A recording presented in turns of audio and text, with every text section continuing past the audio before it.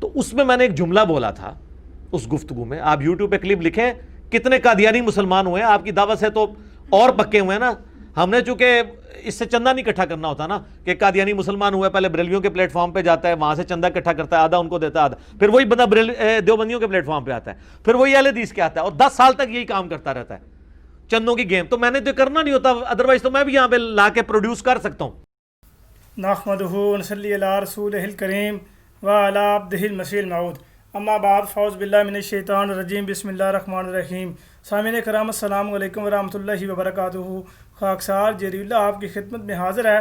جیسا کہ آپ لوگوں نے سنا ہے کہ انجینئر محمد علی مرزا صاحب نے بڑی ہی زبردست بات بیان کی ہے کہ جب بھی کوئی احمدی کوئی ایسا کام کرتا ہے, مثلا جس طرح شمس الدین کی مثال ہی آپ لے لیں, اگر کوئی اس طرح کی جس طرح اس نے گھٹی اور یہ گندی حرکت کی تھی کہ اس نے کسی کی عزت پر ہاتھ ڈالا تھا, یعنی کسی لڑکی کو گھر سے بھگا کے لے کر گیا تھا, تو اس ضمن میں جماعت نے اس کے اخراج کر دیا کہ ایسے بندے جماعت میں نہیں رہ سکتے جو جماعت کو بدنام کرنے کا باعث بنتے ہیں.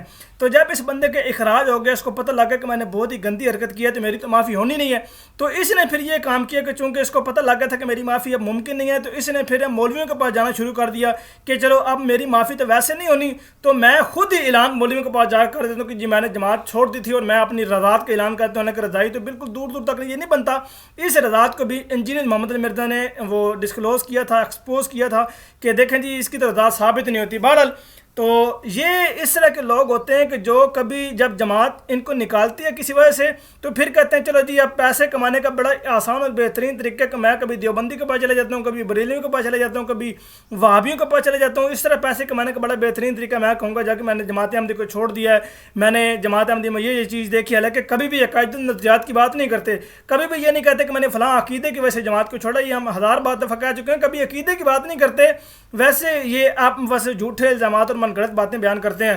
تو انجینئر محمد علی مرزا صاحب نے بھی ان کو بے نقاب کر دیا ہے کہ 10 سال تک یہی کرتے رہتے ہیں, اور انڈائریکٹلی طور پہ دوبارہ اس کی طرف یہ اشارہ کیا کہ شمس الدین بھی اس طرح کرتا تھا. اس نے میرے پاس بھی آیا ہے, جیسے کہ انجینئر محمد علی مرزا صاحب کا پہلے بھی ریکارڈ آیا تھا, وہ بیان آیا تھا جس میں یہ کہتے کہ ایک میرے پاس بندہ آیا, اس نے کہا جی ختم نبوت پہ آپ کام کریں آپ کو بڑا پیسہ آئے گا. تو یہ لوگ اس لیے بیچارے مولوی پیسے کماتے ہیں, جب بھی دیکھتے ہیں کہ قادیانی کسی وہ جماعت نے اس کا اخراج کیا کسی وجہ سے, تو وہ پھر اس کو ڈھونڈتے ہیں, ڈھونڈ کے کہتے ہیں جی آؤ جی ہم آپ کا انٹرویو لیتے ہیں. تو اس انٹرویو سے جو پیسے ان کو ملتے ہیں آدھے وہ خود رکھتے ہیں اور آدھے اس بندے کو دیتے ہیں جو وہ انٹرویو دیتا ہے. تو یہی عرصے سے چل رہے ہیں یہ بیچارے, اسی طریقے سے پیسے کھاتے ہیں. اللہ تعالیٰ ان کی حال پہ رحم کرے. اللہ تعالیٰ نے جو اس زمانے میں امام مہدی علیہ السلام کا مبعوث فرمایا ہے لوگوں کو, اللہ تعالیٰ کرے کہ وہ ان کو ماننے کے توفیق اللہ تعالیٰ ان کو دے. اللہ تعالیٰ کرے کہ ایسے ہی وما علینا الا البلاغ المبین. السلام علیکم ورحمۃ اللہ وبرکاتہ.